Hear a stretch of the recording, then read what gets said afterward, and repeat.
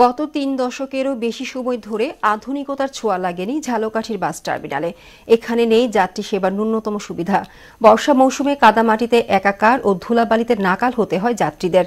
তবে পৌর কর্তৃপক্ষ বলছে একটি আধুনিক বাস টার্মিনাল নির্মাণের চেষ্টা চলছে। রুহুল আমিন রুবেলের প্রতিবেদন, জানাচ্ছেন শারমিন স্বর্ণা।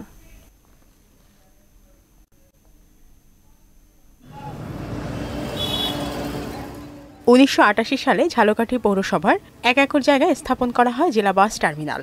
যুগের পর যুগ পেরিয়ে গেলেও আধুনিকতার ছোঁয়া লাগেনি টার্মিনালটিতে। যাত্রীদের জন্য নেই কোনো বিশ্রামাগার। রোদে পুড়ে আর বৃষ্টিতে ভিজে গন্তব্যে যাওয়ার জন্য অপেক্ষা করতে হয় যাত্রীদের। দীর্ঘদিন সংস্কার না হওয়ায় খানাখন্দে ভরা বাসস্ট্যান্ড চত্বরে পানি জমে যাওয়ায় ভোগান্তিতে যাত্রীরা। ক্ষোভের শেষ নেই যাত্রী ও পরিবহন শ্রমিকদেরও। বাস টার্মিনালে কোনো যাত্রী ছাউনি নাই, টয়লেট নাই, কোনো কিছুর ব্যবস্থা নাই। আমাদের এত কষ্ট হয়, আমরা মালিক শ্রমিক, আমরা অনেক কষ্টের ভিতরে আছি। বর্ষার দিনে এখানে পানি থাকে, গাড়ি নিয়ে ভিতরে আসা যায় না, রিক্সা নিয়ে ভিতরে আসা যায় না।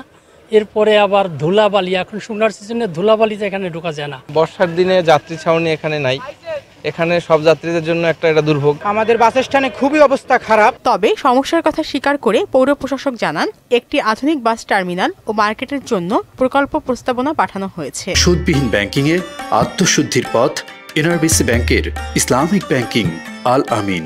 আধুনিক বাস স্ট্যান্ড কাম মার্কেট নির্মাণের একটা প্রস্তাবনা আমরা দিয়েছি।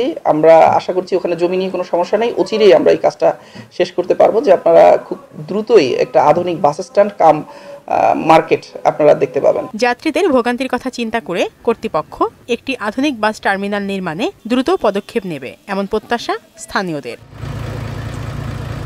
শারমিন স্বর্ণা, মোহনা সংবাদ।